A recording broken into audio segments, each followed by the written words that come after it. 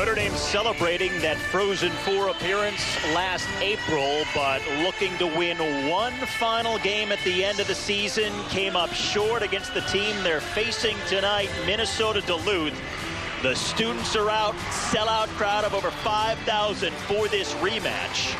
It's not often you get a national championship rematch so early the following season, so this should be a good one. Hunter Shepard is the goaltender for Minnesota Duluth. Their MVP a year ago set single-season records in goals against, save percentage, and shutouts.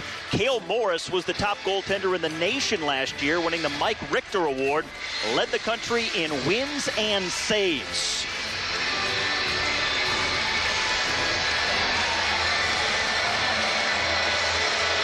Notre Dame in the white. UMD the dark. Notre Dame ranked #1 in the nation. Winners of 3 in a row and coming off a 2-game series sweep over Nebraska Omaha on the road last weekend, while Minnesota Duluth ranked #3. They've won 4 straight after sweeping Maine on home ice last weekend back up in Duluth. Now, Lanson, as they get things started here, what do you think is going to be the most prominent difference between that national championship game and what we're going to see here tonight? I think we see a lot of the same, Steve. I think we see a lot of discipline, tight checking. Both teams have a tremendous amount of respect for one another. And you heard Coach Jackson in the pregame. He was talking the neutral zone. That's going to be important. Both teams to make sure they manage the puck properly and don't get those turnovers going the other way, because they can put themselves at a tremendous disadvantage. Notre Dame hoping to work through the neutral zone more cleanly with puck possession. That's been an emphasis for head coach Jeff Jackson. They get through into the offensive zone here, sweep it around to Cal Burke behind the goal. Now to the point for Bobby Nardella. Tied for the most points in the country with Scott Prunovich, who's on the Bulldog roster. So the top 2 point producers in the country going head-to-head, and the top 2 goaltenders from last year also on the ice between the pipes here this evening at the Compton Family Ice Arena. There isn't a lack of skill, that's for sure. If you're going to be #1 and #3 in the country, you have to have the high-end players to make plays happen. Both teams certainly have them.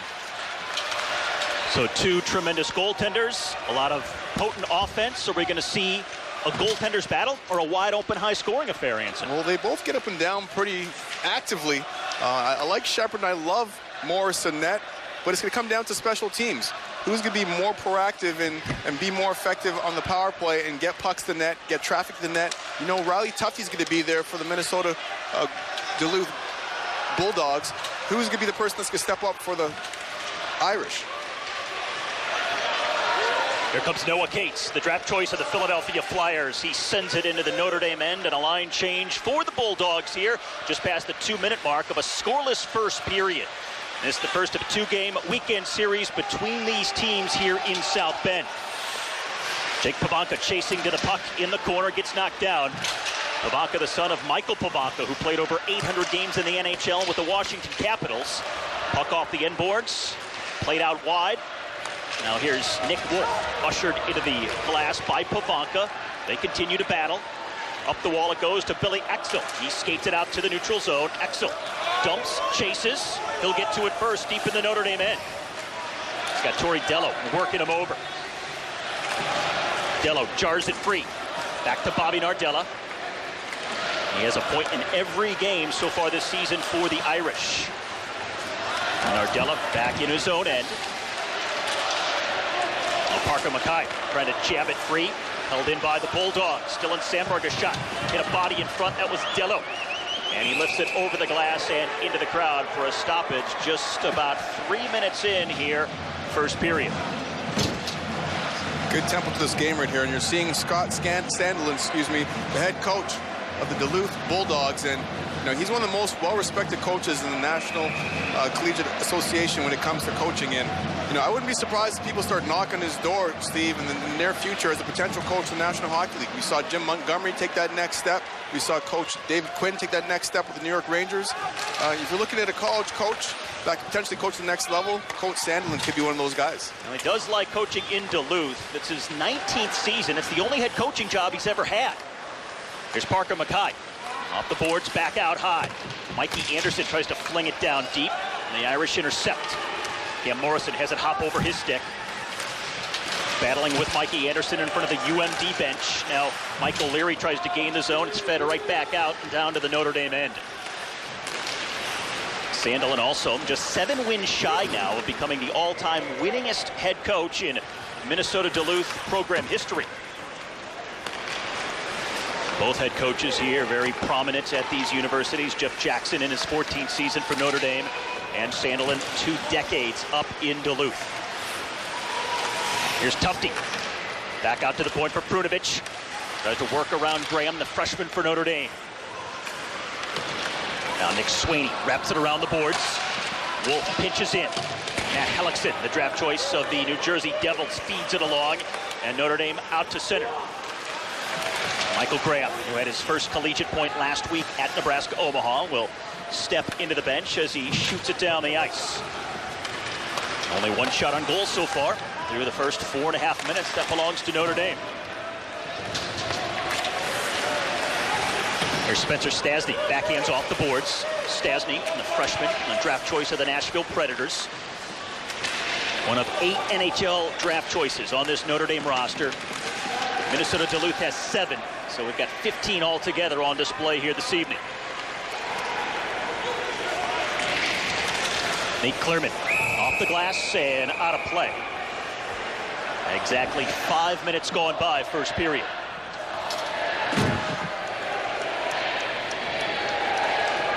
Taking a look at Big Joe Wegworth, Florida Panthers draft pick. He's really taken his game to a whole different level. Now, if the players graduating and moving on to the next level National Hockey League, it gives other players an opportunity to move up in the lineup. Joe Wegworth is one of those players that's taken advantage of the opportunity, getting more power play time, getting more even strength time in the offensive zone, and he's taken advantage of it early in the season. Chance for UMD. Center to Jackson Cates. Pass slipped through. Couldn't get a clean shot away. Jack Jenkins back to the blue line for Notre Dame. Head to Colin Tyson. He dumps it in, but the first 2 at Louis Rail for UMD, and he takes a big hit by Matt Steeves. All the way out at center, Canalata-Rue. Jenkins backtracking on him. And Cale Morris has it behind his own goal. Nardella off the end boards. And the Irish look to break out. Lofted all the way down the ice, and some fresh legs coming on for Notre Dame. Coach Jeff Jackson said that sometimes the Friday night games of a 2-game weekend series are always kind of chaotic with the teams not exactly knowing what to expect. Almost a giveaway by Notre Dame in their own end here. What do you make of the first 6 minutes here so far, Anson? Pretty good tempo. It hasn't been as crisp as I would have liked to have seen, but it's also early in the hockey season. So both these teams are certainly amped up. Talking to both squads this morning and even yesterday, both teams were excited to play each other. It was a good test for both Notre Dame and Duluth to see where they are at this point during the season. Yeah, both programs have tremendous respect for each other, and especially the head coaches, Jackson and Sandelin. That's one of the reasons that they played each other now 9 consecutive seasons. They like the test, they like the challenge, they like to get that good barometer of where their own team is early in a campaign. And that's what players want too. Players want to play against good competition. Chance for Notre Dame. Cam Morrison gonna throw on the brakes. O'Leary tries to center for Graham, backhanded off the glass. Now in the corner, O'Leary scoops it up. Working around the cage, backhand on the wraparound and stuffed by Shepard with some pushing and shoving after the whistle. So 7 minutes gone by, opening period, still no score here in South Bend.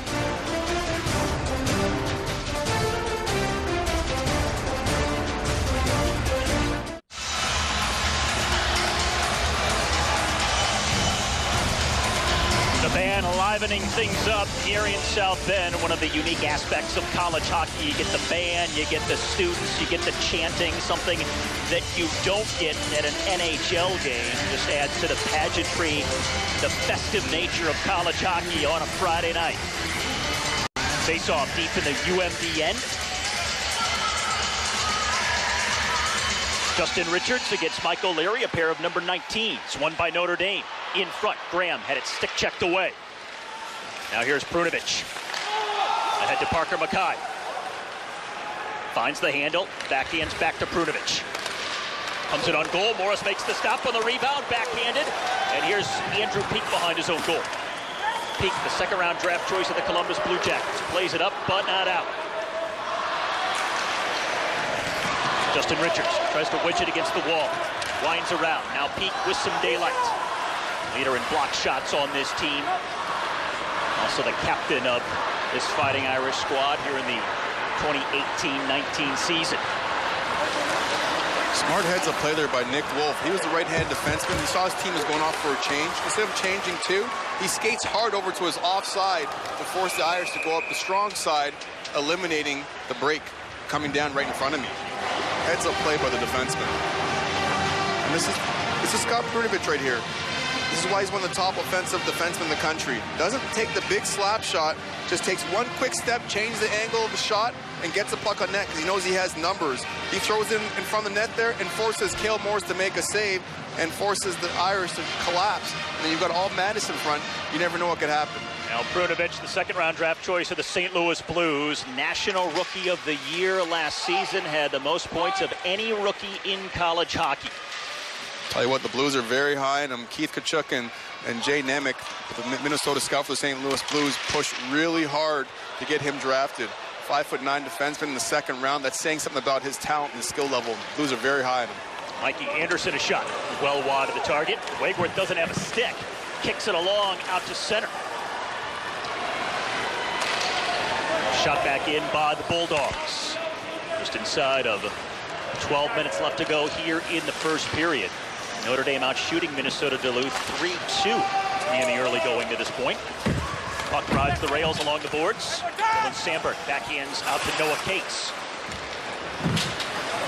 Now Nate Clermont back for Notre Dame.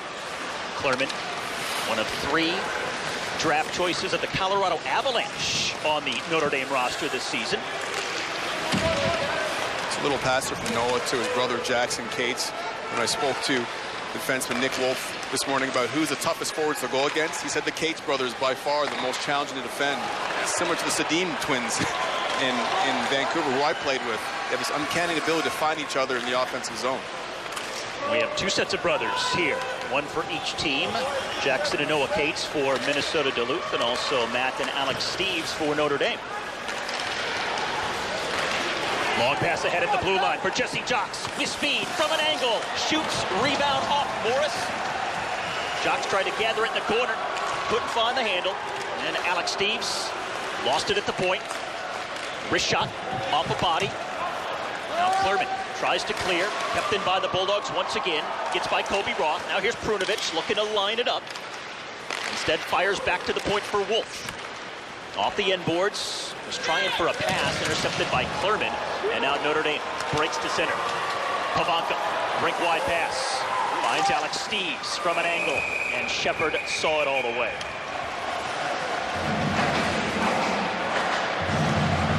Let's go back and take a look at Jesse Jocks when he had a chance going wide, but I guess we're showing something a little different here. We're going the point shot. Puck is thrown at the point, and Notre Dame was able to knock that one down.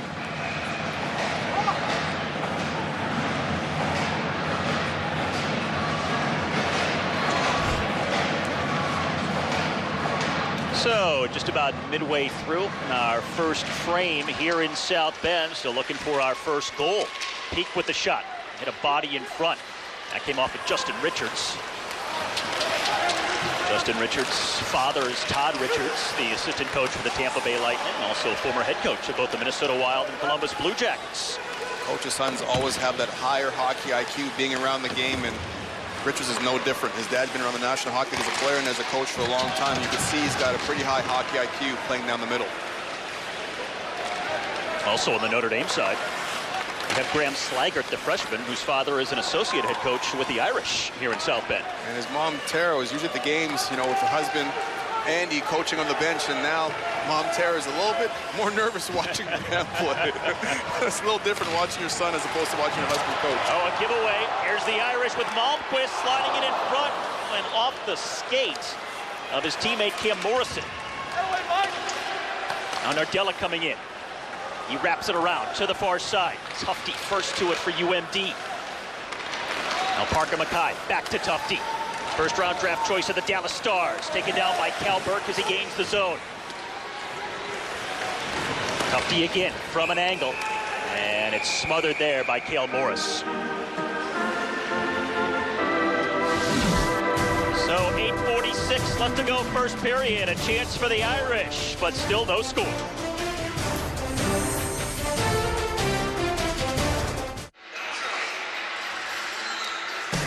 Sunday night, all eyes will be on the rematch of the Minneapolis Miracle. Drew Brees leads the Saints back to Minnesota, where they'll face Kirk Cousins and the Vikings on Sunday Night Football. Football night in America is at 7 Eastern with kickoff at 8:20, Sunday night only on NBC.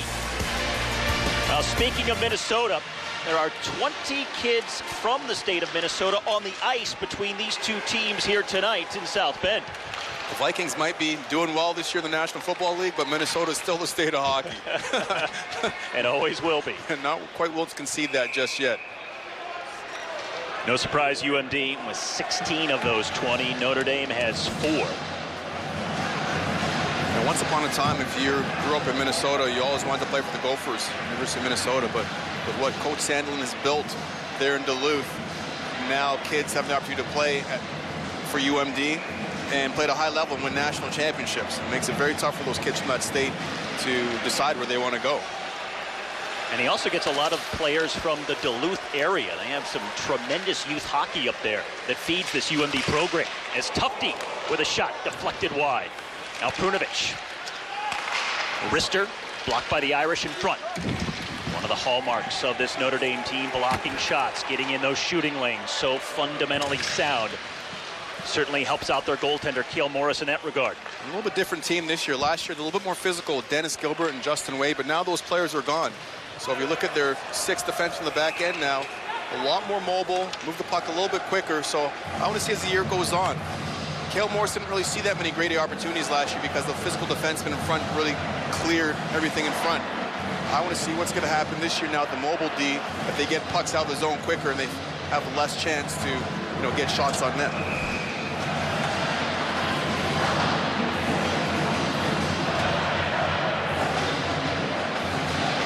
So just inside of 8 minutes left to go here in our first period. Shots 5-4 in favor of the Irish. Hilderman off the end boards, comes in front. No one for UMD could get a stick on it. Now Wakeworth had his stick tied up, and it's scooped up and down the ice. Icing call against Notre Dame. Now some significant milestones for these two programs this year. Minnesota Duluth celebrating their 75th year of hockey, and Notre Dame an even 50 seasons. Coach Jackson tonight, if he gets a victory, it could be his 300th victory here, the Fighting Irish. So a little extra motivation for the guys down here to try to get a victory for their head coach. Yeah, sitting on .299. Jeff Jackson, the National Coach of the Year from last season. Getting the Irish all the way to that national championship game. Jackson, in his 14th season, has led this Notre Dame program to 4 Frozen Four appearances, a couple of national title games, has produced 34 NHL draft picks as well, and has the second highest winning percentage among active coaches. Just recently, Anders Lee, New York Islanders, a former Irish captain here in South Bend, named the captain of the New York Islanders. Barry Trotz in his group there. Quite the honor for Anders Lee after John Tavares left and took his talents up north to Toronto.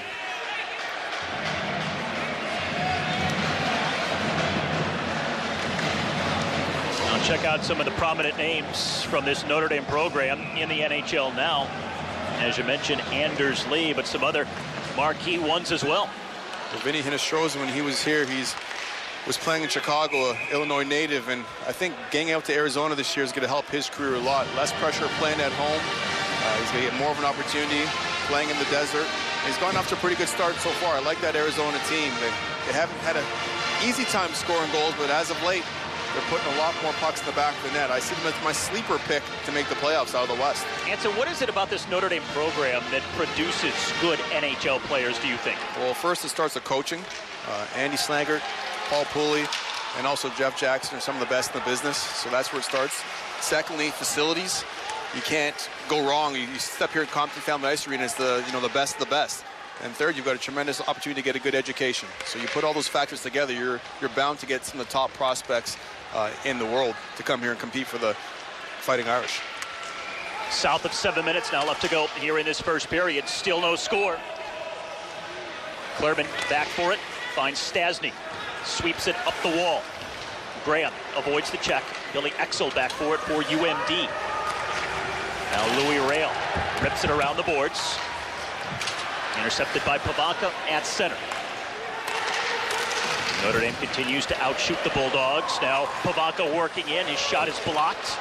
Puck still loose. Notre Dame maintaining possession. Slides in front harmlessly, and Matt Anderson clears. Good support there by Minnesota Duluth. Everyone collapsing down, giving their goaltender a hand. Matt Anderson racing Michael Graham for the puck. Now Cam Morrison back for it. Cam Morrison tries to level a hit on Justin Richards. Hellickson chasing for Notre Dame. Morris stops it at the side of the net. Here's Graham ahead to O'Leary, and the puck bounces over Morrison's stick. Parker Mackay feeds it ahead, and Morris just let that one go as Peter Krieger couldn't get to it. Smart heads-up play there by Peter Krieger. He knew he had nothing really to shoot at behind the net, so what does he try to do? He tried to bounce it off the back of Cale Morris, who was pretty alert, making sure he was taking away that ricochet off his back into the back of the net. That's going to be an offsides call on UMD and some pushing deep in the corner. Joe Wegworth involved there for Notre Dame, and also Riley Tufte for the Bulldogs. Two big boys right there. Joe Wegworth's a big body, 230 pounds, and Riley Tufte, first-round pick for the Dallas Stars, 6'6", 230, skates so well for a big man. And the Stars are very excited about him, too. Speaking to Dave Kolb, one of their scouts, about Tufte, he looks a little bit like Nick Bukestad, he said, because they went to the same high school in Minnesota, so it's easy to draw that comparison. But if you watch him, how well he skates, Steve, I mean, it's very impressive for a man 6'6" to skate up and down the ice as well as he does. Now, that is one of the big reasons why he's just the fourth player in Bulldog program history to be selected in the first round of the NHL draft. I was surprised he came back for a second year, for a third year. You know, you win a national title, your first-round pick, there's always that temptation to turn pro, but, good for him realizing he still has to develop a little bit more. He's got the best of both worlds, playing here at Duluth under a great program and a good coach in Scott Sandelin. Nardella fired that shot high off the intercepted pass. Notre Dame working back in. Here's Malmquist, blocked by Sandberg, gets it back. Dylan Malmquist tries to backhand in front. Now Cal Burke lost the handle. Sandberg ahead to Tanner Letteroux. Down the wing, backhands and chases. Letteroux trying to find his way around Bobby Nardella, who takes him to the ice. Couple of bodies banging in the corner. Letteroux and Nardella still pushing and shoving as the Irish clear it down the rink. Matt Steeves takes a big hit from Nick Wolf. Physical play starting to pick up here late in the first period. Now Jack Jenkins turns the one-timer. Falls to his knees as that one is saved.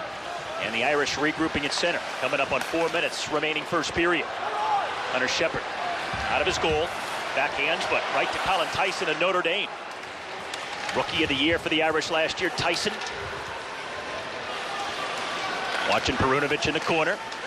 As UMD gets it out to the neutral zone. Jackson Cates fires it on goal. And a line change for the Bulldogs.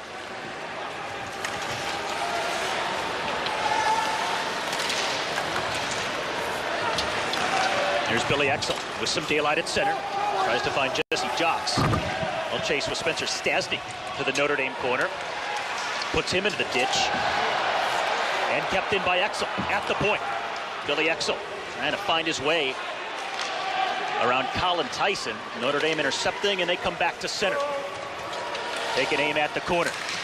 Line change for Notre Dame. Exel tips it ahead for Jock. Tries to fling it rink wide, but here's Andrew Peak back for Notre Dame, but he falls down. And coming into support was Matt Hellickson. Closing in on the final 3 of this first period. Notre Dame is outshot UMD throughout the frame and leading 6-5 in that department at the moment. Foot race to the puck. Mikey Anderson gets to it for UMD, draft choice of the LA Kings. Now Parker Mackay, who has a 5-game point streak coming into this game tonight. He fires it to the corner. Peak backhands around. Mackay intercepts. Parker Mackay tied for the team lead in goals so far this year with 3 for UMD. And now here's the leading scorer for Notre Dame, Cal Burke. He'll drop it back for Wigworth. Tough angle shot. Corey Dello trying to support. Now Burke in the corner.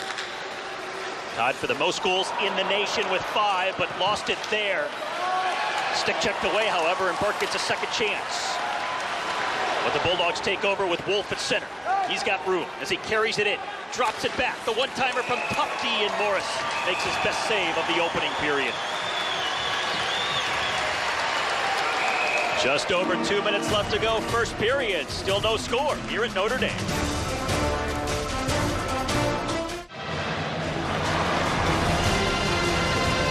Two teams with explosive offensive capabilities, but no goals so far through the first 18 minutes of this opening period here in South Bend. Notre Dame last week, in sweeping a 2-game series at Nebraska-Omaha, outscored the Mavericks 12-3 over those 2 games, while UMD outscored Maine 11-4 in their 2-game sweep. Notre Dame averaging over 5 goals a game, tied for first in the nation. And the Bulldogs have more shots per game than any team in the country at almost 40. But only 6 shots apiece and no goals so far here in the first period tonight. You asked me before the game started, what's one of the keys to the game? And it's become a 2-zone game, really. Offensive zone and defensive zone, because both these teams just don't mess around with the puck in the neutral zone. That's a sign of how disciplined both these squads are. Here's Peter Krieger. Dumps it off for Prunovich. 3-on-2. Prunovich back to Krieger. Lost it between his skates, so he has to play it back to Wolf. Nick Wolf starting his 80th consecutive game here tonight for UMD. Gets it down deep, and Morris is on top of it for a whistle with 1:20 to go in the period. Who's that we see in front of the net? Riley Tufte again, making his living there, using that big body of his to try to block out any defender, trying to keep his stick loose, looking for those rebounds and those greasy goals in the blue paint. Tufte, Mr. Hockey from the state of Minnesota. Here, take a look at Riley Tufte again. Look at the position right there. He's able to box out O'Leary and locate the puck. But Cale Morris is strong on the bottom pad, doesn't allow Tufte to push that pad back in to the back of the net. Tufte was talking about winning that award as Mr. Hockey for the state of Minnesota, and just how prestigious it is. If you're not from Minnesota, you don't realize just how big of a deal the award in that state is for a high school player. It's huge. It's almost like winning the Hobie Baker for a college hockey player. I mean, that's how big it is as the best player in the state of Michigan. Any other state, if you win the state player of the year, I'd be like, oh, it's impressive, but you do that in Minnesota, that means you've done something special.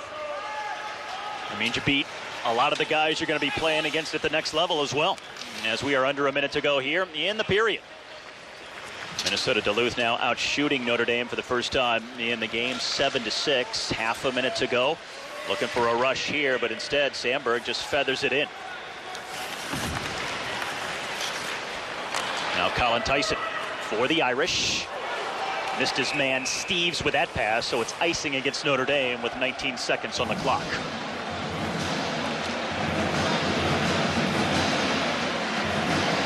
Now Notre Dame not just pumping in a lot of goals this season, but very efficient as well.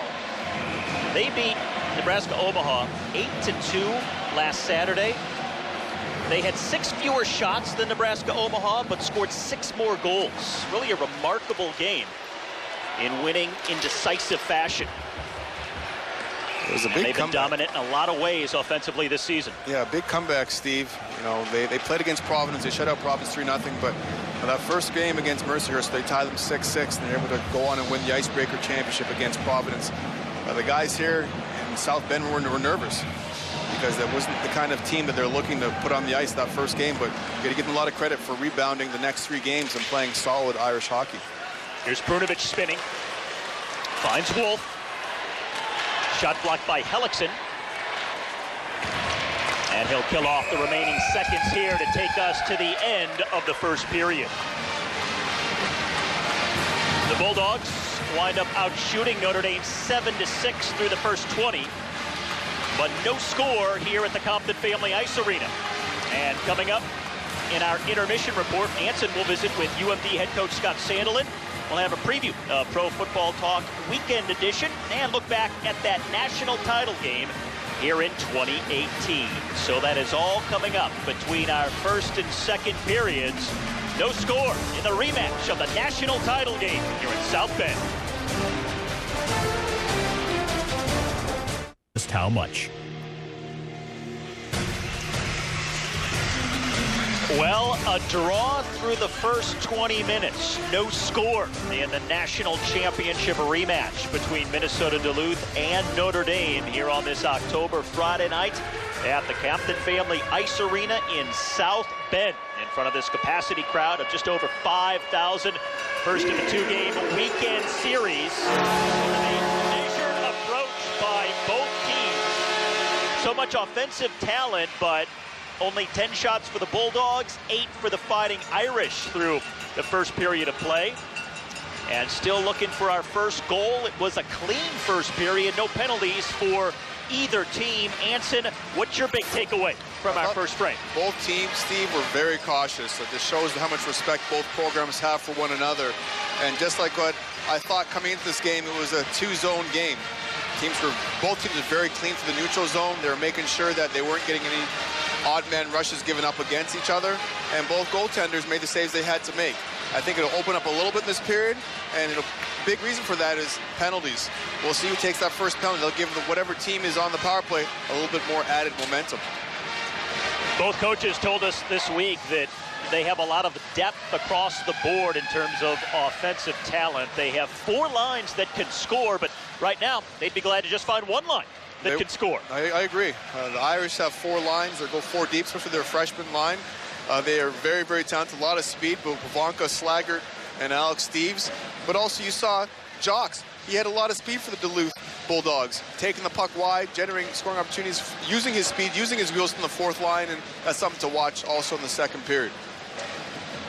It'll be interesting to see how the Bulldogs progress through this second period, because this has been their frame all season long. They have 3 times as many goals in the second period this year as they have in either the first or second period combined. They lead the nation in second period goals. Now here's Sandberg sweeping it across. One-timer off a stick and off the glass. Parker Mackay backhands around the boards. Now Michael Leary for the Irish. Sidesteps Mackay. Hellickson with it. And now Andrew Peak. Michael Leary gains the zone, drops it off. A long shot, easy pad save by Hunter Shepard. And now some room at center for Peter Krieger, who plays it ahead. Mackay the long shot, then the blocker save made by Keel Morris. Here's Tufte. Lost it between his skates, and then Tori Dello played it for Nardella. A few end-to-end rushes here in the opening minute of this second period. Now Nick Wolf for Peter Krieger. Shot high off the glass. Krieger, the transfer from Alaska Fairbanks. Now Tori Dello for Notre Dame. Long rink-wide effort behind Joe Wegworth. He backhands in. Wolf backtracking, loses the puck to Cal Burke. Now Dylan Malmquist. Stick checked away from him. Prunovich eludes Malmquist and now takes shelter behind the goal. 90 seconds gone by. Now, Anson, if you were the two coaches, what would have been your philosophy in the locker room and message to each team coming out for the second period? You want to continue to keep getting the pucks in deep, but you need to get on the body. Really force both sets of D to put themselves in bad predicaments and physically move the pucks a lot sooner than they want to move it. Were you surprised at all by what we saw in that first period? No, not at all. We have 2 high-end teams just like this. I'm not surprised at all. I don't think either team wanted to take any sort of risk whatsoever because they have so much respect for the opposition that it's a filling out process. Friday night games are usually like that with 2 elite teams. Here's Matt Anderson, backhand shot wide. Now Clermont for Stasny. Now in that first period, it was only the second period all season in which Notre Dame has failed to score. They have found the back of the net in 11 of 13 periods so far on the young campaign. Scoring chance there by Alex Steeves gave you a little sample of the energy and the youth and the explosiveness of this fourth line for the Irish. This is why they're more balanced team this year than they were last year. There's a bit more of a drop-off last year between their top two lines and their bottom six. This year is a little more balanced. You've got some scoring here with Pavanka coming as a freshman, Steeves and Slaggert playing on the other side. One of the biggest priorities for Notre Dame this year, faster starts than what they had in games last year. Head coach Jeff Jackson said last year's squad was the most resilient team he's ever had, but they had to be because they were always trailing. They fell behind early, so he wanted to reverse that here this year. Yeah, they end up chasing the game a lot of times, and that's very tough to do. There are only so many times you could go to the well when eventually they'll end up biting you. And I think that's one of the lessons they learned with the returning players coming back this year. They know now they need to get off to better starts. And they have done that so far, scoring first in 3 games so far this year. As Shepard blocks that one down.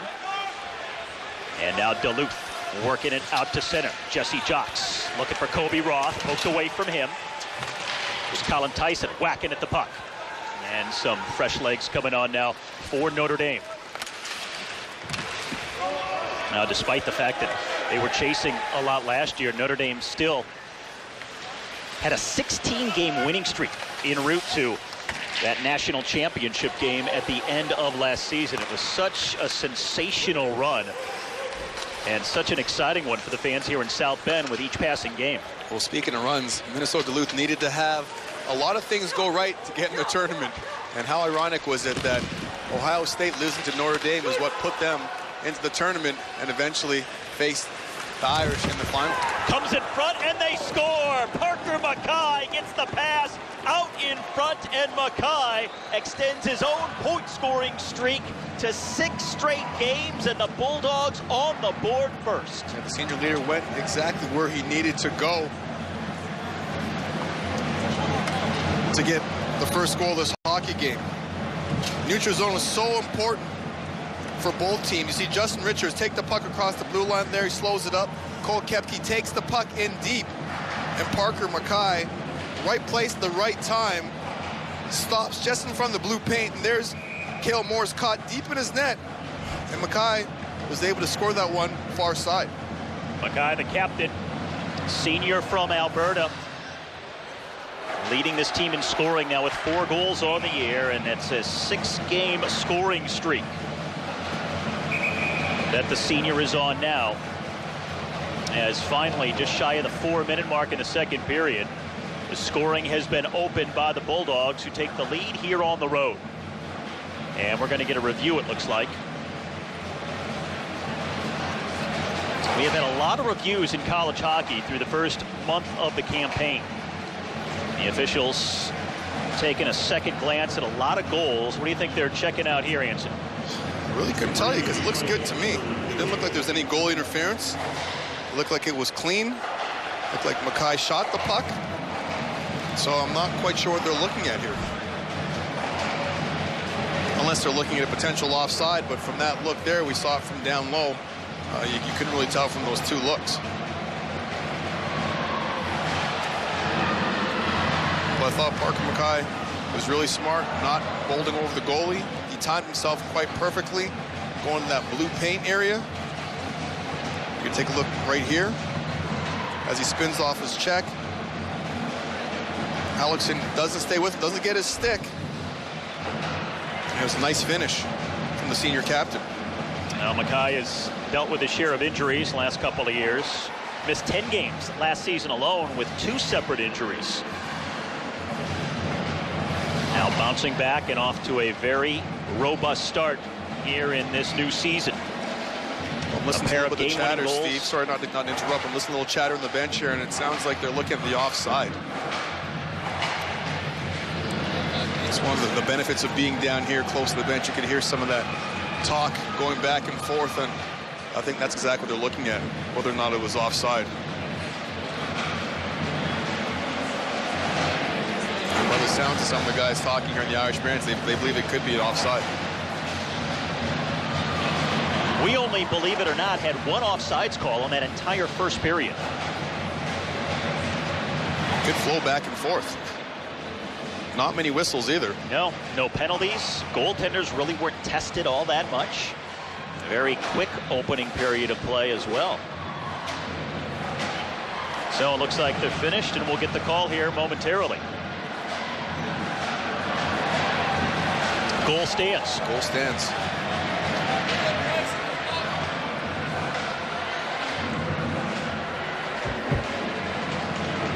So the 4th goal of the year for Parker McKay. Here's a look at what they were checking out. Ooh, that was tight.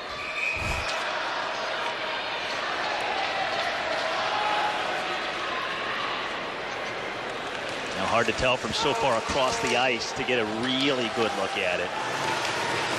So the goal remains on the board. 4 minutes deep, 2nd period, and now the Bulldogs leading the Irish by a 1-0 score.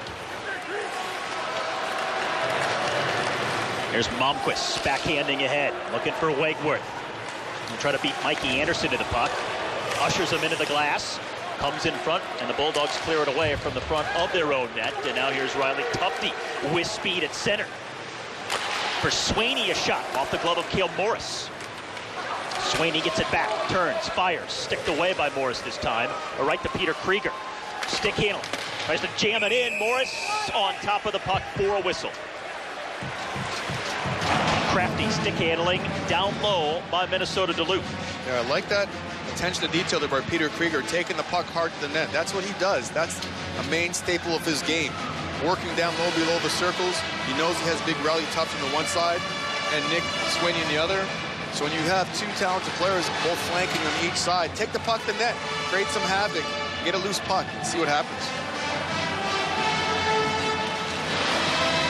Tanner Latteru back to Prunovich, looking for a lane, slings it across, bouncing puck, and now Graham lifts it down the ice. Alex Steves chasing, can't get to it for Notre Dame.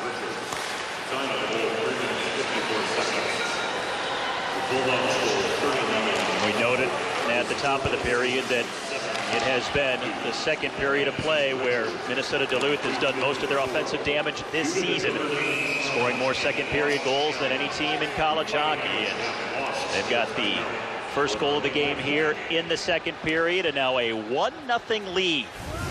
The senior Parker McKay, now a 6-game point-scoring streak. Just over 5 minutes gone by in the 2nd, and the Bulldogs lead 1-0.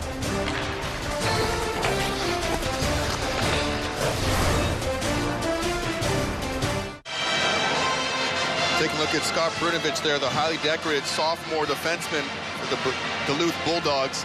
I can tell you, the St. Louis Blues are very, very high on this young man. They love the way he's able to transport the puck, join the rush. He can lead the rush, and he's one of the best in the country at running the power play in the back end. When you're 5'9" playing defense, especially looking to translate that to the next level, you have to make sure that you're a tremendous skater. Let's take a look at the last 4 Rookie of the Year. I mean, Jack Eichel's on there, Kyle Connor's on there. This is a pretty strong list of National Hockey League players that have had impacts early in their career. Well, here's our first penalty of the game. It's going to be an interference call.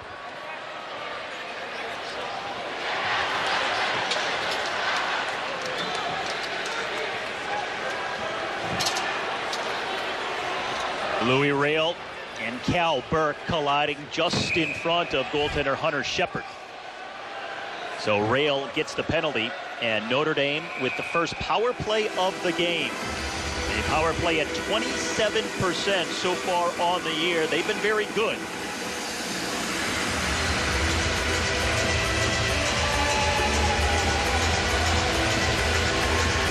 Meantime, the UMD PK at just about 90%. So first special team situation of the game. And Anson, both coaches telling us this week that special teams early in the season, always the biggest work in progress. It totally is. Trying to get your timing down on the power play, knowing where everyone wants to get the puck, either receiving the pass or shooting the pass. And the penalty kill, it's a little bit easier. It's all about hard work, but you have to read off each other and make sure you don't have 2 guys going the same man at the same time. Here's Sandberg back behind his own goal and shot down the ice by the Bulldogs. Good communication right there by the Bulldogs. It's almost like an accordion. Sandberg bounces back, Anderson takes his place. That's what you have to have, 1 and 2 backing each other up. Notre Dame gains the zone. Looking to find Burke in front.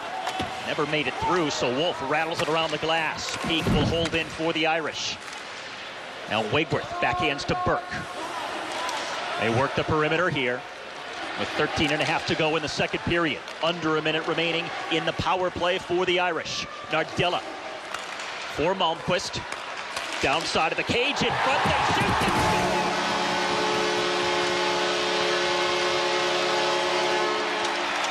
The power play goal for Notre Dame levels this game at a goal apiece.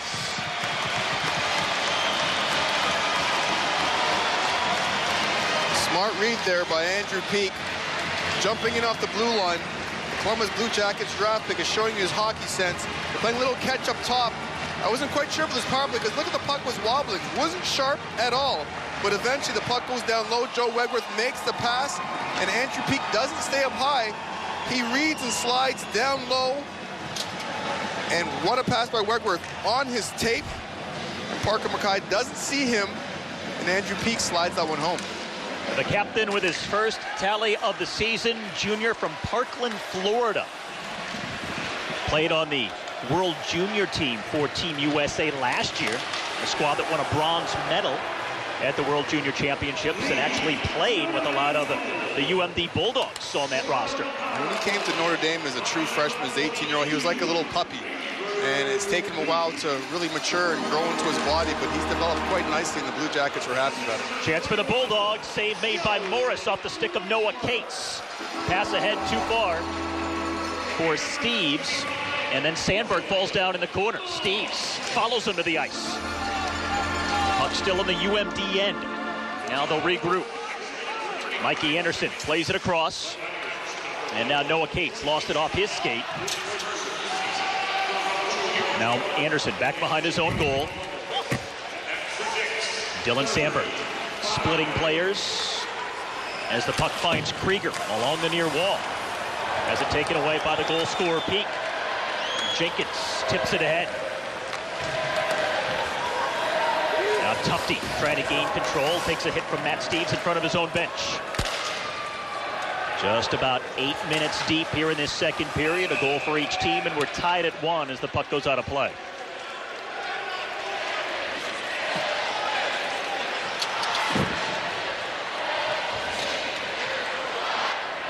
Now Andrew Peak getting the tying goal for Notre Dame here in this second period, and as luck would have it, we'll have a visit with Andrew Peak coming up between our second and third periods here tonight. Face off deep in the UMD end. Bulldogs out shooting the Irish 19-13 to this point.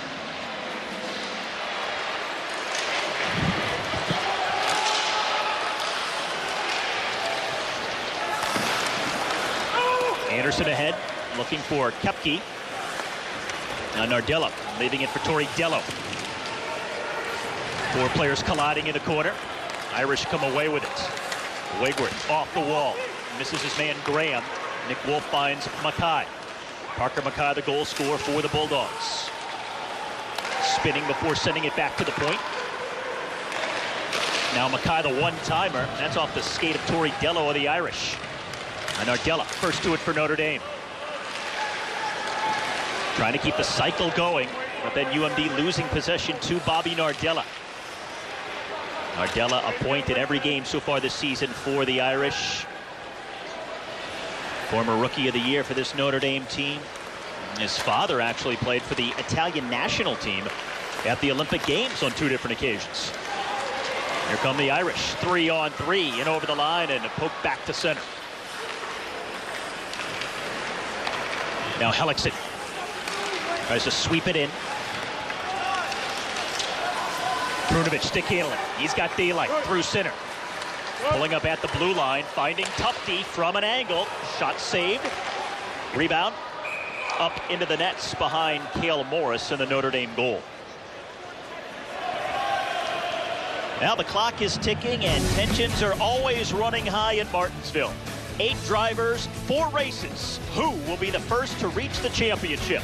It's the Monster Energy NASCAR Cup Series playoffs at Martinsville, Sunday at 2:30 Eastern on NBCSN.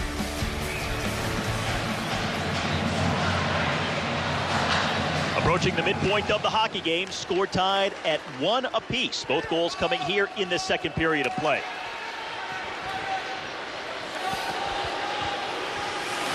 Dylan Sandberg behind his own goal, the draft choice of the Winnipeg Jets. Now Jackson Cates back for Tanner Latteroute, softly off the wall. Down into the corner, now Dylan Malmquist has Noah Cates on him. 2 Cates brothers on the ice together here. And now Cal Burke backhanding for Clermont. Tipped in and a line change for the Irish. Exactly halfway through it. Minnesota Duluth out shooting Notre Dame. But we are tied at 1 on goals from Parker Mackay and Andrew Peak.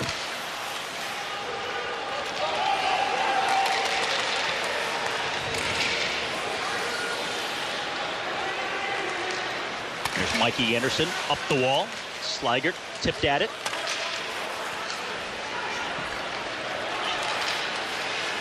Now Nardella works his way in, finds the freshman Slaggert. His pass misses Steeves, but he gets it back. Here's Alex Steeves, dropping it off through the crease, untouched. Nifty stick handling by the Irish there. Slaggert looking to find Steeves and then takes a big hit by Sandberg in the corner. Just laying him out. 9:17 remaining here in the middle frame in South Bend. The Bulldogs and the Irish now tied at 1.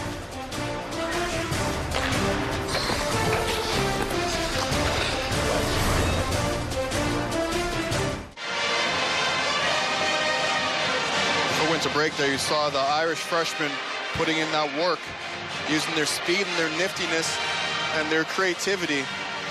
See Alex Steeves getting the puck over here to Graham Slaggert, who just slides that pass wide. But you see why the Irish are so excited with this freshman line they have. They're youthful, they're enthusiastic, and they've got a lot of speed and skill that really gets everyone excited. Notre Dame overall with 9 freshmen on the team this year. Minnesota Duluth with 8, so 2 very young squads. Cale Morris will glove that shot that came in all the way from the point. Just under 9 minutes left to go here in the second period. 46th all-time meeting between the 2 schools. Notre Dame leads the series 22-17-6. Last time they played a weekend series here in South Bend was 3 years ago, and both games ended in a 3-3 tie. We are tied at 1 right now. Should this game end in a tie, we would have 5 minutes of sudden death overtime, and after that it would end in a tie, no shootout with this series here this weekend. Here's Cal Burke playing it ahead. Malmquist with speed from an angle, trying to find Burke, a little too far for him. And Malmquist tries to backhand behind the cage. Wolf intercepts. Along the boards but not out. Nardella fires it in. Blocked in front by Peter Krieger. And now Wolf with all kinds of space at center. Lost the handle, however, but Swaney picks it up. Nick Swaney a shot. Blocked in front by Cam Morrison. Taken away. Shot missed everything, but kept in by Prunovich. Long pass, side of the net. Morris makes the stop on the one-timer. Here's the part of Riley Tufte's game that he's really trying to work on. Let him come back and help out his defenseman.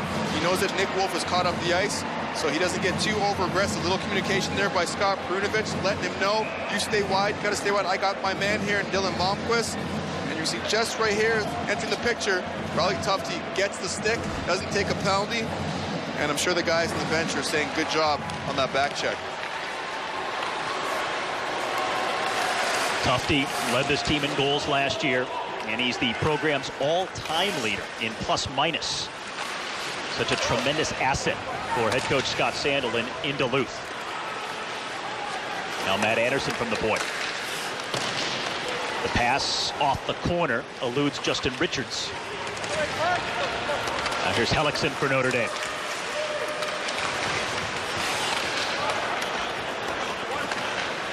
Peak plays it up the wall for Wegworth. Notre Dame having trouble clearing their own end. And finally the pass ahead for Michael Graham, the freshman. Comes into the offensive end, but Duluth is going to bring it right back out. Now here's a chance for the Bulldogs. Shot by Rail. And that's up into the nets with 7:18 to go. Smart shot there by Louis Rail. He's the defenseman as a screen, tries to get it through. Hoping he's going to catch Cale Morris sleeping on the shot. But that's exactly what I would do too. Jump to the neutral zone. He knows that the Irish are back, so he tries to use them as a screen. His head's up the whole time. You see the flex in that stick, so you don't have too much of a back wind up, so the goalie doesn't have a chance to prepare for you.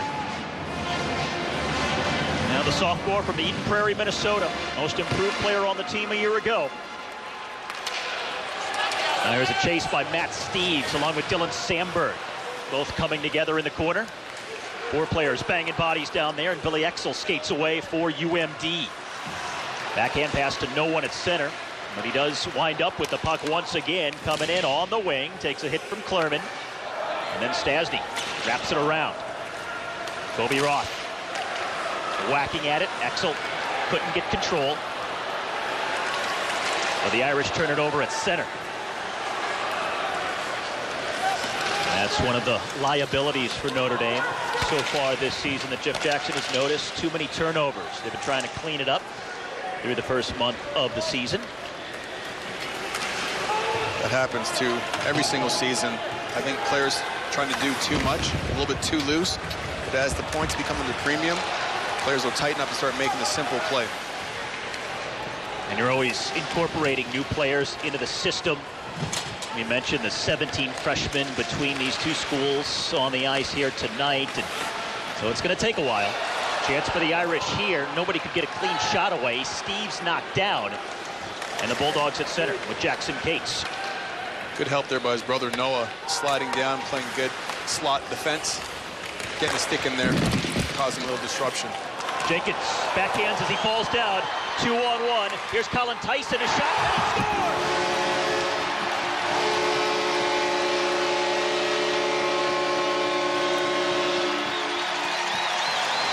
The sophomore Colin Tyson gives the Irish their first lead of the night. I think looking back on this one here, Hunter Shepard's going to want to get this one back. Tremendous board play in the defensive zone by the Irish as the puck gets turned over by Jack Jenkins. You see Colin Tyson just shooting that puck on net. First, he's freezing the defenseman. He's got Scott Prunovich frozen. Eventually commits to him, but Tyson squeaks that one through Shepard's pads. I mean, he was a heck of a scorer in the USHL, but that goal there, I believe the Bulldogs goaltender should have had. Second tally of the year for Notre Dame's Rookie of the Year last season. Native of Monroe, Michigan. He could certainly shoot it. So the Bulldogs trailing for the first time tonight. Here's a chance in front, knocked aside by the Irish and cleared back to center.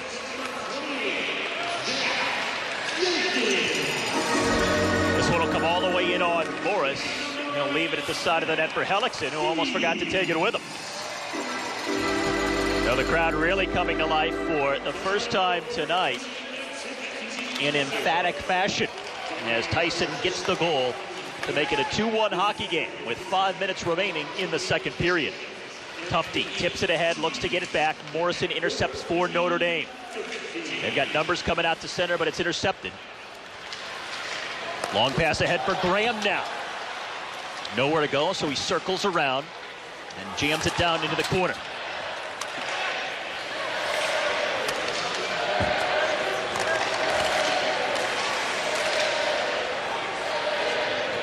Here's Nick Sweeney, the draft choice of the Minnesota Wild, looking to start out from behind his own goal. Irish doing a good job pressing the Bulldogs, keeping them down deep. And finally, some space at center. Krieger back to Tufte. Shot is blocked. Another block that time by Tori Dello. He blocked 2 of them.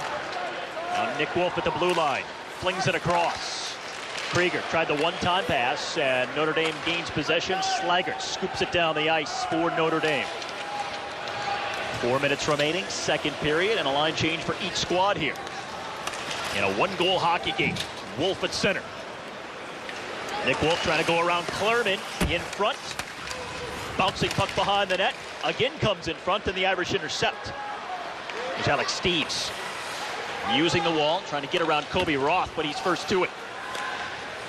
Billy Exel loses to Steeves. He couldn't find Tyson, who was setting up in front of the Minnesota Duluth net. Tyson whacks it back in, and here's Prunovich.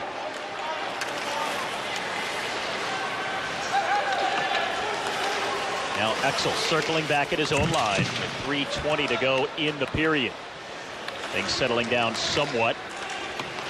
And that one was tipped, no icing on the play. Cale Morris, the long outlet. And another change for the Irish here with 3 minutes to go. Now the offensive flow as well as the physical pace of the game is certainly intensified here in this second period. Andrew Peak back for Notre Dame. He got the first goal to tie this one for the Irish. Now the cross-ice pass, a little too far for Hellickson, but he'll run it down in the corner, tries to center for Michael O'Leary, and Shepard dives out to cover with 2:39 on the clock. Well, Notre Dame fell behind 1-0. Peak answered, and then Tyson put them ahead. Notre Dame now their first lead of the game at 2-1.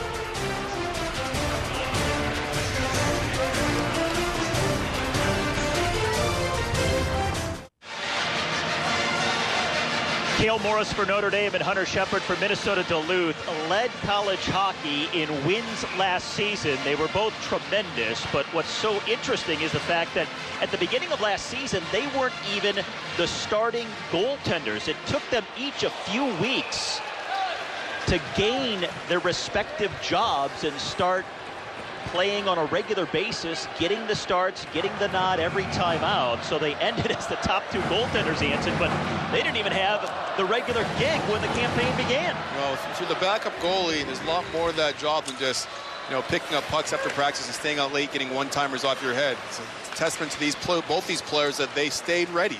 They put in that work off the ice. They stayed late. They took those extra shots and they're ready to play.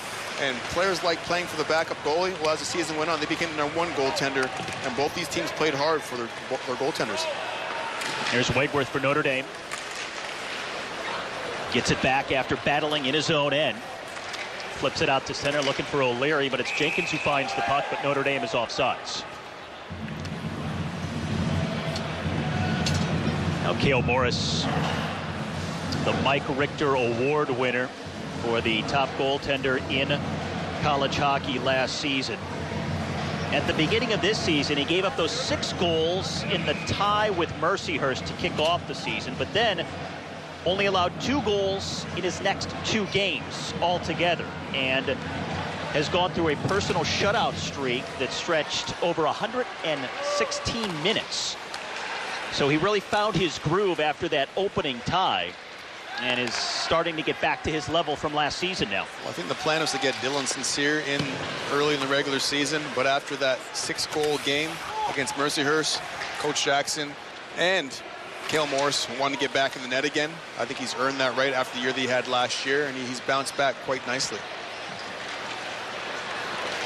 Here's Dylan Malmquist. Trying to go cross ice for Nardella. One-timer off the boards, found its way through untouched. Now the one-timer from Dello, stopped in front of Shepard. Here's Cal Burke. He was looking for Malmquist with the pass, broke it up. Cam Morrison fighting down deep along with Krieger. And that puck slides all the way back out to center and down into the Notre Dame end as we approach the 1-minute mark left to go here in the second period. Now, what has stood out the most about this middle period for you, Anson Carter? It's 25-15 for the Bulldogs. It doesn't really feel like a period where either team dominated. It felt like a pretty closely matched game, and even though the Irish are up 2-1, it still feels like a 1-1 hockey game with the way the action's been played. Here's Matt Anderson circling it around the boards, but Hellickson intercepts for the Irish. Now out at center. Alex Steeves blindly plays it down deep. Half a minute to go. Steeves now along the wall. Here's Tanner Latteroute. Now Noah Cates over for Matt Anderson. He wraps that around the boards. Clermont takes the hit from Noah Cates in the corner. 15 seconds to go in the period. Cates trying to work it free. Stick on the ice, and Notre Dame take it over behind their own cage, and they're just going to kill off the clock here.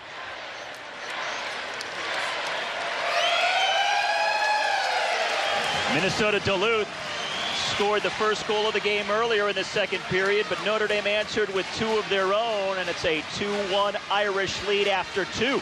And coming up in our intermission report, Anson will visit with Colin Tyson, who scored that go-ahead goal for Notre Dame. We'll have a closer look at the captain, Andrew Peak, and Irish alum Ian Cole will be mic'd up.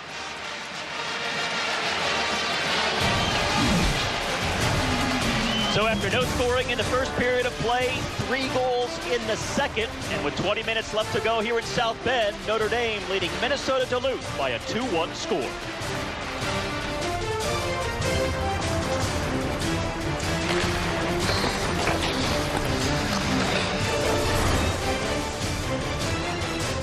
Malami and Cole returning to South Bend recently, and you can see him back in the NHL when Wednesday Night Hockey returns on November 7th with a star-studded doubleheader. Sidney Crosby and the Penguins traveling to D.C. to take on Alex Ovechkin and the Capitals, and then the Predators in Colorado to face the Avalanche. Wednesday Night Hockey only on NBCSN. As the Irish march back onto the ice for period number 3. And a peek at the numbers so far. Through the first 40 minutes here at the Compton Family Ice Arena, the Bulldogs out shooting the Fighting Irish. Notre Dame, the lone power play of the game so far, and they capitalized. That was Andrew Peak's game-tying goal. Anson, what really sticks out to you so far through the first two? 15, the shots on goal. But look at the blocks, 12-4. So if the Irish didn't block that many shots, that number could be 37 shots on net for the Bulldogs. Well, Notre Dame last season very good in one-goal games, a 14-4 record, 5-1 in the postseason. So they got in a lot of tight affairs, but found ways to win.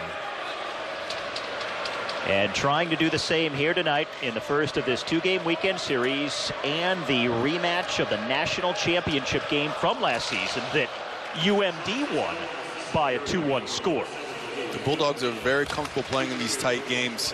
They don't get rattled. They have enough guys returning from last year's title-winning team. They understand that they got to make the smart plays to get back in this hockey game without turning the puck over and putting themselves into a bigger hole. Here's Mikey Anderson off the end boards, loose in front. Mackay at the side of the net. Morris made the stop, came loose behind the goal. Now Mackay spinning. He's got the only goal for the Bulldogs here tonight. Being worked over along the wall. Now here's Matt Hellickson for the Fighting Irish. Takes a hit from Cole Koepke. And Mackay retreats at center. UMD, for their part, has won 6 of their last 8 one-goal games, going all the way back to last season. They've also won 6 of 8 meetings with #1 ranked teams over the years as well. So unfazed by playing on the road against the #1 ranked Fighting Irish here tonight. I agree. They just don't get rattled. And a big part of that is Coach Sandelin. I mean, he doesn't get rattled behind the bench. He's the same even keel the whole time. There's no situation that he hasn't seen before on the college bench, and that calmness behind the bench really translates down to his forwards on the ice. There's Dylan Malmquist behind the goal, comes in front and back to center. And especially, Anson, in the college game, players so often taking their cues from the head coach.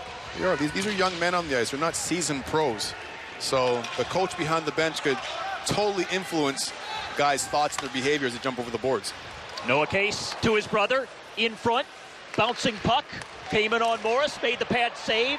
Jackson Cates couldn't get a stick on it, and a penalty coming up. It's going to be against the Irish. They'll try to get the extra skater on. And the Irish finally touch it, and UMD is going to get their first power play of the game just 2 minutes into this third period of play. Wow, did you see that pickup from Jackson Cates? Talking about skillful. This is why a lot of the Duluth defensemen say the Cates brothers, when they're on the ice, are a handful to play against. That pickup was unbelievable. Little spinorama, picking the puck up in stride, not losing his speed at all. And that forced the Irish, Torrey Dello, to take a penalty. Irish on the PK for the first time. There it is. A little hooking in the stick there. Can't do that. You have to establish body position, but you can't hook. Now Minnesota Duluth so far very robust with their power play efficiency this season. Third in the nation in power play goals with 7, and coming from 5 different players as well. A lot of contributions on the power play so far this year. Here's Mikey Anderson working along the blue line. The one-timer from Sandberg blocked in front. Now Mackay picks it up. Had his stick partially tied up, but the Irish can't clear. Anderson for Noah Cates, down low. Looking to center. Jackson Cates back to Sandberg. Mikey Anderson once again. Irish staying compact. Pass didn't get through the slot. Mackay chases it down on the wall. UMD looking for the game's tying goal on the power play. First 5-on-4 for them in this game tonight. And Mikey Anderson lost possession out at center. Slaggert, good work to break it up. That was a good read by the freshman Graham Slaggert. He saw Jack Jenkins jump, and once you get that cue, once one man jumps, all 4 penalty killers should jump. And Slaggert read that play, and he was able to get the puck out of the zone. Under a minute left to go in power play time in this 5-on-4. Minnesota Duluth has at least 1 power play goal in each game so far this season. Looking for their first here tonight. Pass bounces off the corner.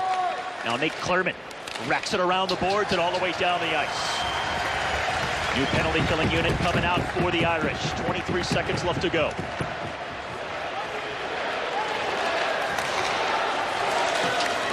Backhanded in. Tufte chasing against Clermont. Peak off the wall but not out. Now Peter Krieger lost it out to center.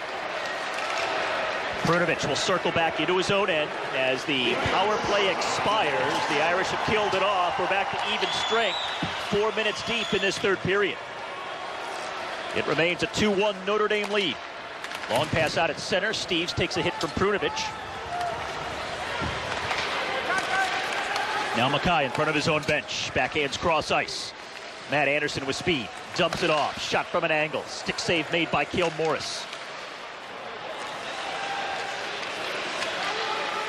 Mackay looking for Koepke, intercepted by Hellickson off the glass and down the rink. And this is going to be an icing call against Notre Dame with 15:30 left to go in regulation. Duluth really trying to turn the heat up. Standard defenseman on the rush. Getting pucks out wide, throwing the pucks on net, trying to get the pass off pad. But Cale Morris kicks that one out of harm's way. Take another look at it right there. Good rebound control by the Irish goaltender.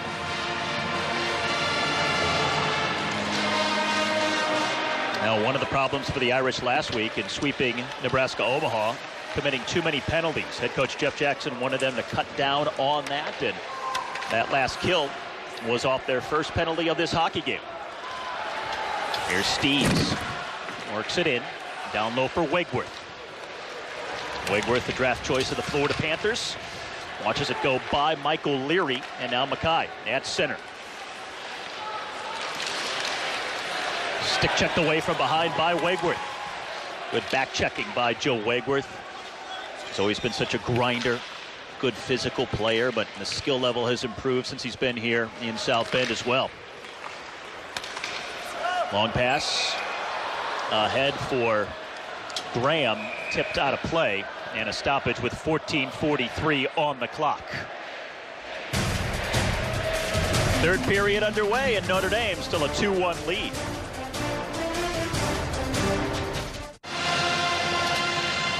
Here's how you could tell that it's October and not March or April. Parker Mackay, a responsible senior upperclassman, tries to make something out of nothing there. When you're down 2-1, you try to do a little bit too much. If this is in March or April, NCAA time, you see the senior captain get that puck in deep and live to fight another day. But it's in October. He's trying to create a little offense when there's nothing there.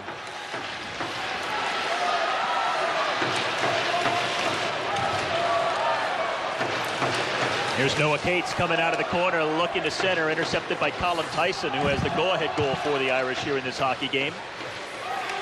Now Jackson Cates back to the point, long shot, knocked down in front. Never made it through on Cale Morris there. Comes off the wall. Pavanka clears it out to center. Now here's Graham Slager. A 3-on-1 for the Irish. Backhand. Stasny sweeps it across behind his intended man. And now back the other way. UMD looking to set up a 2-on-1. In front, tipped and just wide by Tanner Lattaroux. Now wide open, Nick Wolf with the lane. He tried for the pass down low for Jackson Cates. He feeds in front. Wolf the long shot, blocked by the Irish. That time it was Slager who got in front of it. Perunovic falls down, and now Wolf back in his own end. Chances at both ends for each team here with 13.5 to go. Cal Burke fanning on the pass there. Now Burke to center, intercepted. Here's Tufte.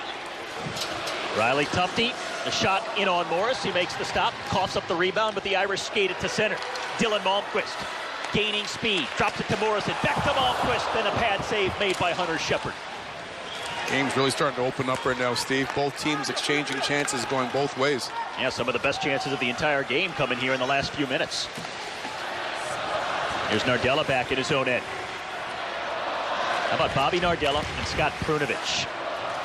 Tied for the lead nationally in points scored, both defensemen. There's the Irish gaining the zone. Wegworth couldn't really get a clean stick on it.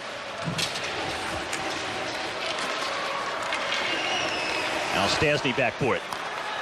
Quickly back ahead to Matt Steeves. He's going to try to go around Louis Rail. Get some help from Stasny. Going to walk around his man.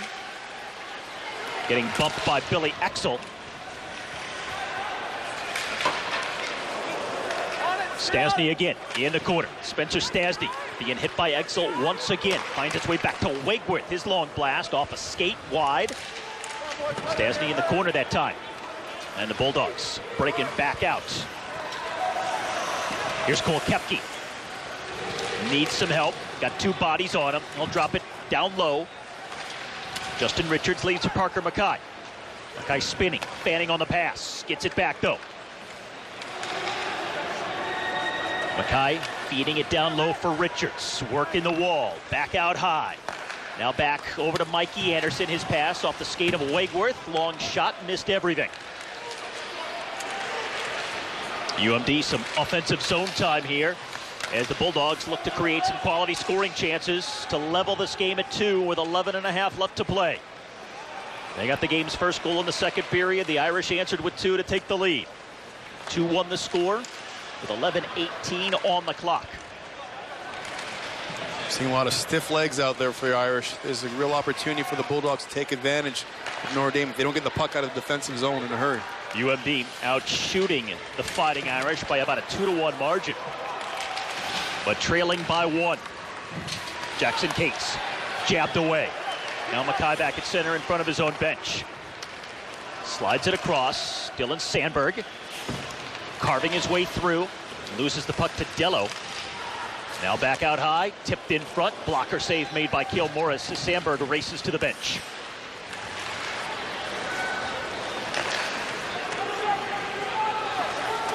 Here's Bobby Nardella. Shoveling it, but not out.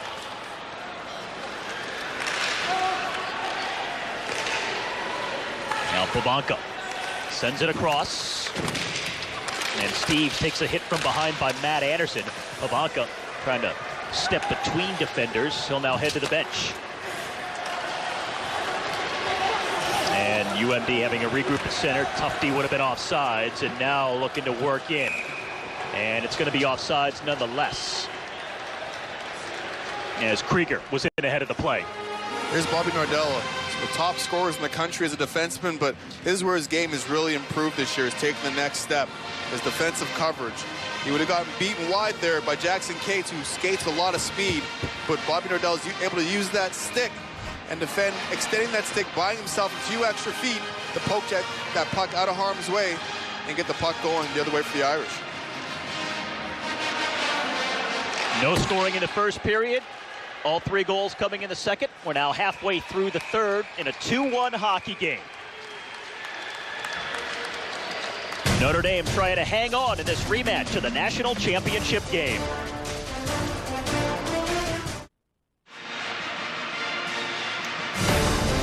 College hockey returns to South Bend and NBCSN next Saturday. Another powerful matchup between #1 Notre Dame and #4 Ohio State. That's next Saturday, 7:30 Eastern, right here on NBCSN. And how about the Big Ten success last season? We've got that Big Ten matchup next weekend with Notre Dame and Ohio State. The Buckeyes, Irish, and Michigan all reaching the Frozen Four last year. First time since 2005, 3 from the same conference reached the Frozen Four. They have to run that gauntlet. Ohio State and Michigan. I mean, it's going to be an interesting next couple of weeks here for the Irish, that's for sure. Ohio State was picked by a lot of people to win the Big Ten this season. And they've already been ranked #1 this year. Irish have taken over that ranking. So Notre Dame with 2 this weekend against #3 Minnesota Duluth, 2 next weekend against #4 Ohio State, and then taking on Michigan after that. You're definitely going to know what you're made of if you're one of the Irish players playing against these top teams in the country so early in the season. Yeah, they're not soft pedaling their way into the campaign, that's for sure. Here's Prunovich, stick handling. Looking to center, broken up. Ardella fights it out to the mid-boards where Cal Burke is jamming at the puck. Got 4 players battling now. And the Irish finally bring it free.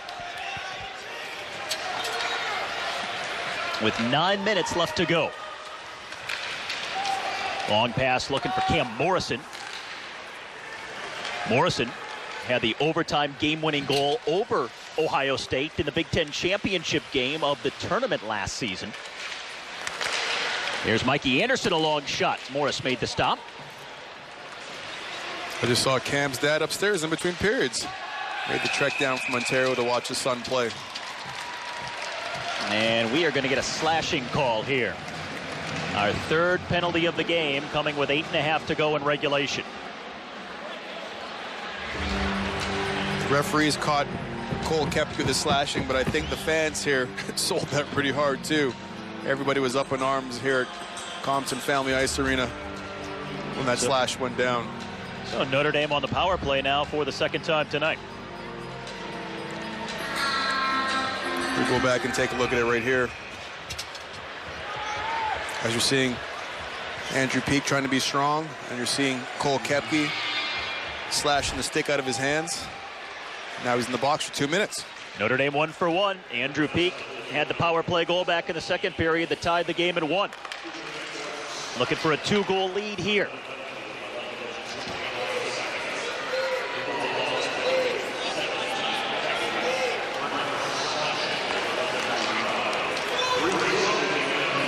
Now Notre Dame working in now. Stasny pulling up at the point. Spencer Stasny then gives it away right to Noah Cates. Lapse in concentration. Now here's UMD shorthanded. Cates in front. That was broken up by Hellickson. And now Cam Morrison working to get by Louis Rail. Comes in. Here's Pavanka. A shot. A save on the rebound. Knocked down in front. Couple of quality chances for the Irish on the power play, but UMD clears. Big saves there by Hunter Shepard. You can tell he's won a national title. He was calm and cool. And those are the kind of saves you have to make if you allow your team to get back in this hockey game. 1 minute left to go in the 5-on-4. Nardella motoring through center, gets knocked down. Now shorthanded, 2-on-2. Here's Nick Sweeney. Now a 2-on-1. Gets it back, shoots and scores! A nifty 2-on-1, and Sweeney with the first shorthanded goal of the season for the Bulldogs has tied this game at 2.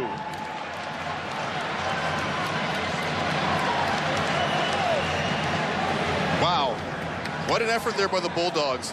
Short-handed, that's the kind of effort you're looking for. Puck gets turned over, and they're off the races. Nick Sweeney takes the puck wide, a little give and go. Fake shot, goes back to the net. He has an easy tap-in past Cale Morris. Take a look at it again. You've got Cal Burke back there, and Justin Richards, smart heads-up play. Cale Morris thinks he's going to shoot the puck. He frees the goaltender just enough for a backdoor tap-in. 7th-round draft choice of the Minnesota Wild, and the first shorthanded tally of the year for UMD. Has tied this game at 2. Still half a minute of power play time left to go for the Irish here. Trying to recapture the energy now. Comes back to the point for Bobby Nardella as the Irish set it up. Trying to get this 5-on-4 structure. Not much time to work with, though. Wegworth behind the net. For Malmquist, the Minnesota native. Back to Nardella. 10 seconds remaining in the 5-on-4. Nardella once again. Malmquist too far for Nardella that time, and the penalty's over. Back to 5-on-5 hockey. 6.5 left to go in regulation of what is now a 2-2 hockey game. Malmquist trying to center. Nardella tried to jab it in. And now here's Cole Koepke racing ahead to center. Koepke, the shot comes in on Morris, who makes the stop. Peek off the rebound, has it in the corner for Notre Dame. Well, this building just had the air sucked out of it after that shorthanded goal. You can almost hear a pin drop in this building. That's the worst thing that could ever happen to you in a hockey game, giving up a shorthanded goal. Here's Colin Tyson, who has one of the 2 Irish goals tonight. And we got a penalty coming up. It's going to be against UMD. Notre Dame looking to get the extra attacker on. And the whistle blows. And now Notre Dame. Another power play coming up. A chance to retake the lead. Nick Wolf heading off for UMD.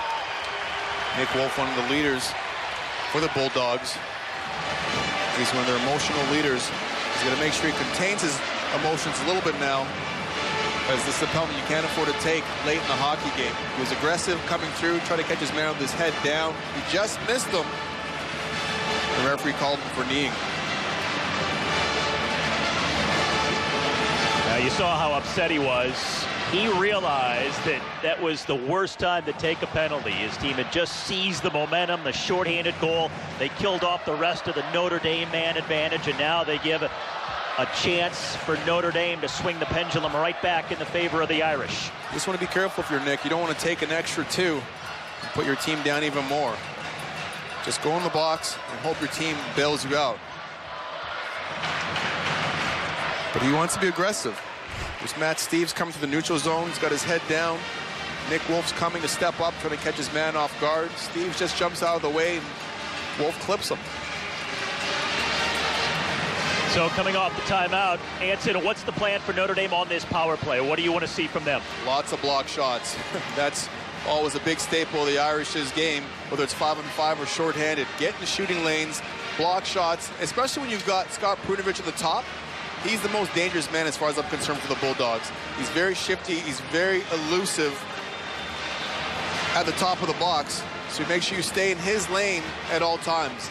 His unit's been struggling a little bit as of late. So now you got to worry about the Cates unit, where both the Cates brothers, Jackson and Noah, play a lot of give and go down low. Jesse Jocks is going to serve the additional misconduct penalty that has been assessed to Nick Wolf here. It is 5-on-4. As Notre Dame commences with this power play chance. One of their 2 goals coming with the power play so far here tonight. Here's Peak hacking at the puck. Comes down to Cal Burke.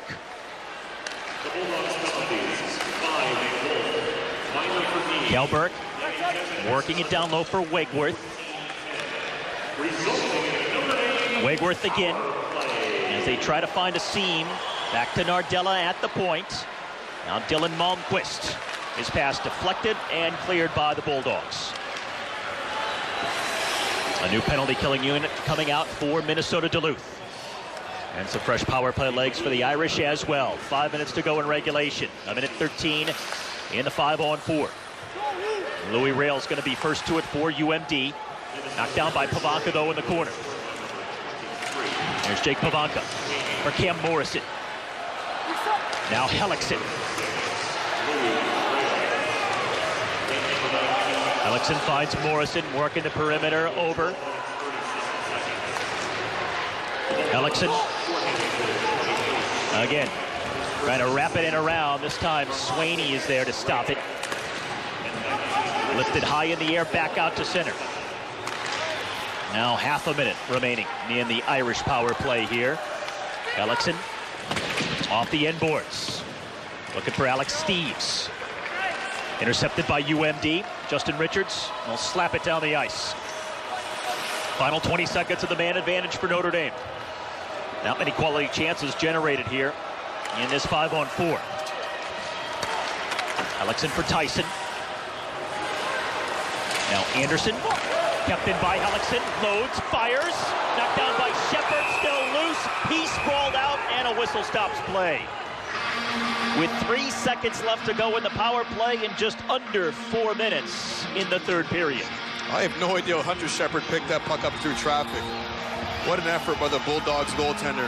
See Matt Alexson with his head up the whole time. Peter Krieger tries to get out, block that shot. He doesn't. But look and see, take a look at where Hunter Shepard is. On top of the blue paint, cuts down the angle, keeps that paddle down, takes for the lower part of the net, and then everyone just collapses. All the Bulldogs players collapse and give their goaltender a little hand. They take away bodies, they take away sticks. Nice little block out there at the very end. Hunter Shepard's able to locate that puck and freeze it for defensive zone faceoff with 3 seconds left to go in this power play. The Compton Family Ice Arena has come back to life, led by the student section here as we work our way into the closing minutes of this tie hockey game. Here's Tori Dello off the inboards. Tyson pinching in. Colin Tyson swinging it around in front, knocked off a skate. Krieger plays it back behind his own goal. Louis Rail shovels it back to Krieger. And now some space coming out to center. Exel, the one-touch pass for Tufte. That's off a stick and into the nets. Chance for everyone to catch their breath. 3:24 to go. And a 2-2 hockey game here in South Bend.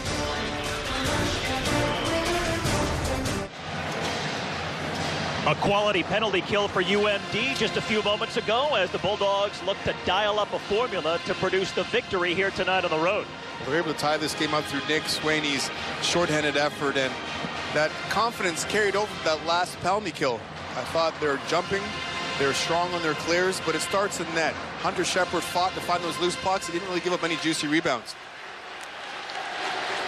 Here's Cole Koepke, shot missed near side. Sandberg down for Richards.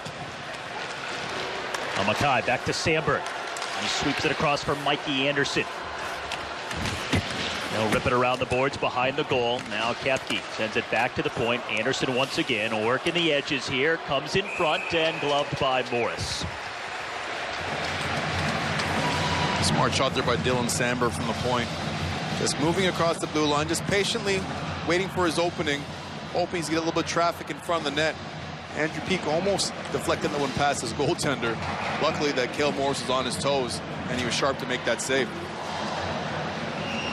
The rematch of the national championship game from last year, won by Minnesota Duluth by a 2-1 score. We are tied at 2 here tonight in South Bend with just under 3 minutes left to go in the third period. The Irish had only 20 shots on goal in that national championship game, and guess what? They've got 20 shots tonight, but there's the go-ahead goal by UMD. Sandberg from out high threw it on net. May have been deflected there, beats Cale Morris, and for the second time tonight, the Bulldogs have the lead over Notre Dame. I was on that line. Unlike his previous shot where he kind of waited for that opening to get open for him, this time there's no hesitation to his game whatsoever. Dylan Sandberg gets the puck back, head up quickly, shoots it on net. You see the knuckle puck getting there. It goes off the defenseman in front. Looked like Tori Dello in front of the net, but it's always a heads-up play by Dylan Sandberg to get the puck through. Winnipeg Jets, very, very high on him. Jimmy Roy said they like his combination of size and skating ability, the coordinator of development for the Jets, and they couldn't be happier for what they have in the prospect in Dylan Sandberg. You look at Winnipeg's defensive core, they're all monsters back there, and Jacob Trouba and big Dustin Bufflin, and he would fit in quite nicely in that D-core. So we've got a review.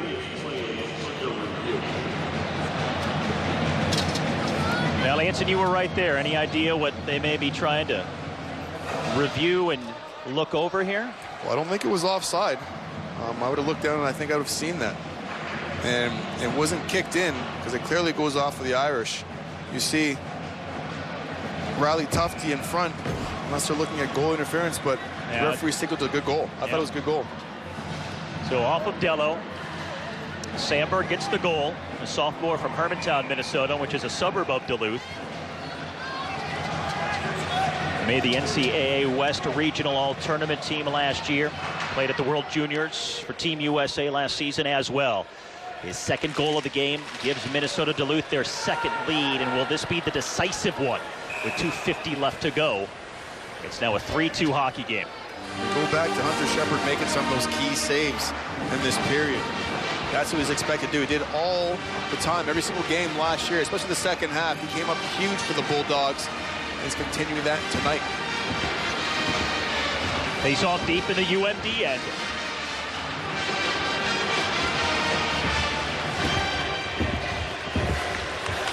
Brunovich lost the puck. Now Louis Rail behind his own goal. Intercepted by Morrison. Here's the one-timer from Nardella, gloved by Hunter Shepard. Nardella had a good look, and Shepard was equal to the challenge. Little gamesmanship there by Hunter Shepard. After making that save, flashing the leather, he holds it up so the referee could see, letting the ref know without question he made the save. Bobby Nardella, leading scorer in the country. No hesitation to his game in the offensive zone. You know what he's going to try to do when he gets the puck below the circles. Get it to the net, look for traffic, and hope that there's a breakdown in the Bulldogs' coverage.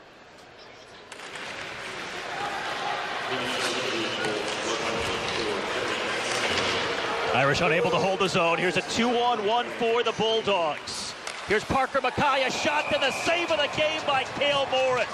Keeping the Irish hopes alive as Mackay was bidding for his second goal of the night. Well, we're marking those Hunter Shepard saves earlier in this period. Well, mark this one down. 2:23 left to go in the third period. Cale Morris again with the strong push across the crease. Justin Richards thinks he has him frozen. Parker Mackay thinks he has the top corner labeled. But Cale Morris says, no, sir. And makes a heck of an athletic save coming across. Cole Kepke, the shot off the draw, stopped by Morris. Bulldogs keeping the pressure on. The one-timer from Mikey Anderson off the glass. Mackay losing the puck to Steves. Slides this one down the ice, and it's going to be an icing call against the Irish with 2 minutes to go. That was the right shot from Parker Mackay. 9 times out of 10, you shoot that puck, when the puck goes east to west, you elevate it and get it upstairs in the top half of the net. You're going to score a goal. It's just that Cale Morris was up for the task, and he came across and kept his glove available as he took away the bottom half of the net. Irish win the draw. Comes in front, and Morris has to cover up for another whistle. Boyanson, Notre Dame was leading 2-1. They were on the power play. They give up the shorthanded goal to Nick Swaney. It took the life out of the team, the crowd, and then all of a sudden UMD gets some momentum. They get the go-ahead goal, and it just turned the game around. Nothing pumps up your bench like a shorthanded goal.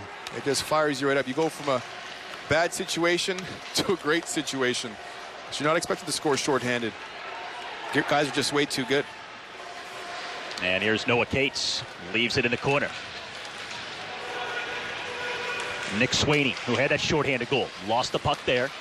But UMD keeping the pressure on the Irish. Jackson Cates, and Morris forced to make another save with 1:26 left to go. So at this point, are you looking to pull Cale Morris and get that extra skater out there if you're head coach Jeff Jackson? I'm looking, but the Bulldogs aren't giving an opportunity to get the puck in their own zone for a long period of time. They've been so efficient getting the puck out, getting the puck going the other way, keeping it in the Irish zone, that you really have to make sure you've got complete control of it before you get Cale Morris out of your net.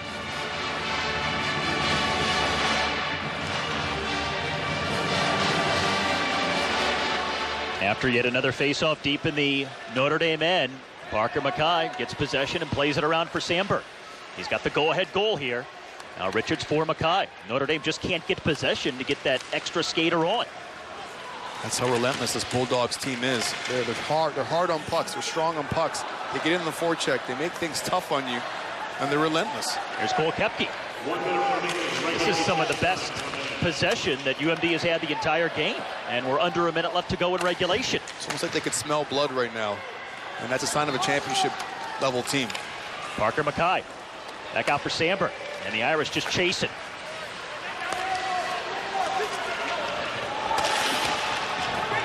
And finally, Notre Dame gains possession. Cale Morris inching out of the goal. He's headed towards the bench. Irish net is empty. Half a minute left to go. Sandberg in the corner, trying to get possession for the Bulldogs. Broken up. Puck shot back to the corner. Here's Malmquist for Notre Dame. Now Wakeward. He's got Sandberg on his back. Gets some help from Slaggert. Notre Dame looking to center. Malmquist back to the point with 15 seconds to go. Over to Nardella. At the point, shot in front, blocked by Mikey Anderson. Swaney tries to clear, kept in by the Irish. 5 seconds remaining, time running out. Here's Nardella, shot from the point, knocked down, comes loose, bounces to the side of the net, and a whistle just as the horn sounds to end the game.